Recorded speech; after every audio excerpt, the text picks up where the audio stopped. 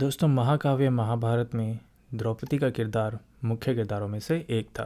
द्रौपदी अत्यंत सुंदर होने के साथ साथ काफ़ी बुद्धिमानी भी थी। द्रौपदी के स्वयंवर और चीरहरण से जुड़े प्रसंग से तो आप सब परिचित ही हैं, लेकिन इसके अलावा भी द्रौपदी के जीवन के कुछ ऐसे रहस्य भी हैं जिनके बारे में हमें पुराणों में कोई जानकारी नहीं मिलती है, किंतु लोक मान्यताओं में वो खूब प्रचलित है। आज हम आपको ऐसे ही एक रहस्य के बारे में बताएंगे जिसको जानकर 5 पांडव भी बड़े आश्चर्यचकित हुए थे।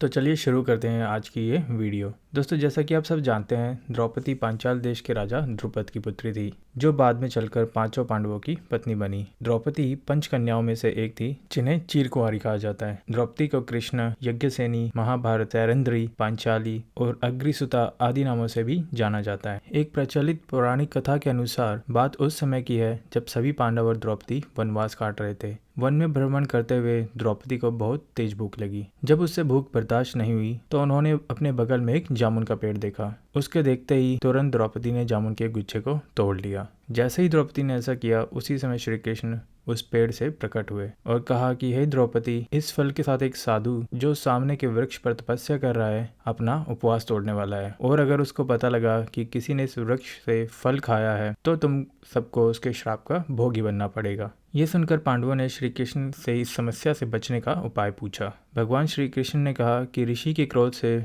बचना चाहते हो तो उस जामुन के पेड़ के सामने तुम्हें वो सच बताना होगा जिसको तुम्हारे सिवा और कोई नहीं जानता। अगर तुम सबने ईमानदारी से अपने मन के अंदर की बात बता दी तो जामुन का ये गुच्छा अपने आप वापस जाकर पेड़ पर लग जाएगा। साथ ही ये चेतावनी भी दी, अगर किसी ने झूठ बोला तो ये फल जलकर राख हो जाएगा। सबसे पहले युधिष्ठिर की बारी आई तो उन्होंने कहा कि मैं चाहता हूँ कि संसार से अन्याय और असत्य का पूर्ण रूप से नाश हो जाए और एक सुखी और खुशहाल दुनिया का निर्माण हो। साथ ही उन्होंने कहा कि पांडवों की वर्तमान स्थिति के लिए वह द्रौपदी को जिम्मेवार मानते हैं, और इसके बाद जामुन का वो गुच्छा अपने आप थोड़ा सा ऊपर चला गया। इसके बाद भीम से पूछा तो उन्होंने कहा कि मुझे खाना और सोना बहुत प्रिय है और कौरवों से युद्ध करना भी मुझे अच्छा लगता है। जब भी मुझे अवसर मिलेगा तो मैं धृतराष्ट्र के सभी पुत्रों का वध कर दूंगा। भीम के बोलने के बाद वो गुच्छा थोड़ा और ऊपर गया। अर्जुन ने कहा कि मुझे अपने सम्मान, पद और प्रतिष्ठा से बहुत ज़्यादा लगाव है, और जब तक मैं युद्ध में कर्ण का वध नहीं कर देता मैं सुकून से नहीं बैठ सकता। कर्ण वध मेरे जीवन के लक्ष्यों में से एक है। और इसके बाद वो गुच्छा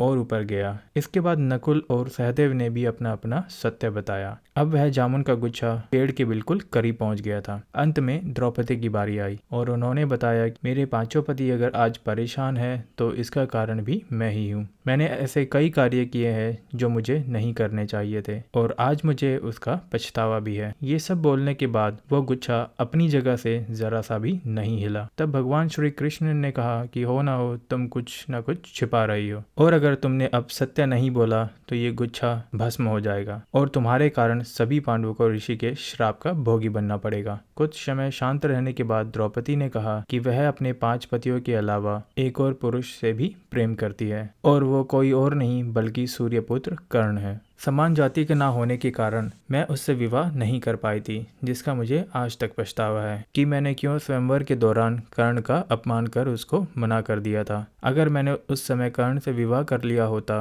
तो आज मुझे और पांडवों को इतनी परेशानी का सामना नहीं करना पड़ता। पांडव ये बात सुनकर सन्न रह गए और किसी ने एक दूसरे को कुछ नहीं कहा। और उसके बाद जामुन का वह गुच्छा वापस पेड़ पर पहुंच गया कि मानो जैसे उसे कभी तोड़ा ही ना गया हो। इसके बाद पांडवों को इस बात का एहसास हुआ कि 5 शूरवीर पतियों के रहते हुए भी वे द्रौपदी की उस समय रक्षा नहीं कर पाए थे जिस समय उसको उनकी सबसे ज़्यादा ज़रूरत थी। जब द्रौपदी के स्वयंवर के लिए राजा द्रुपद ने द्रौपदी के कक्ष में दासी द्वारा महान योद्धाओं के चित्र भिजवाए थे तो उनमें से एक चित्र कर्ण का भी था। क्योंकि दुर्योधन का मित्र और अंग देश का राजा होने के कारण सभी कर्ण का सम्मान करने के साथ साथ उन्हें राजवंशी परिवार की तरह ही मानते थे।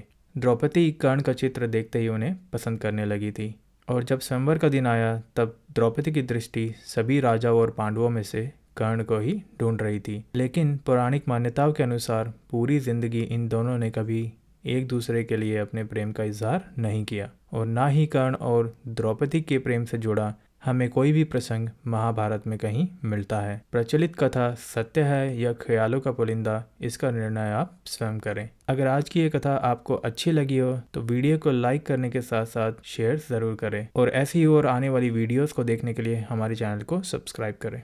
तो चलिए मिलते हैं आपसे अगली वीडियो में।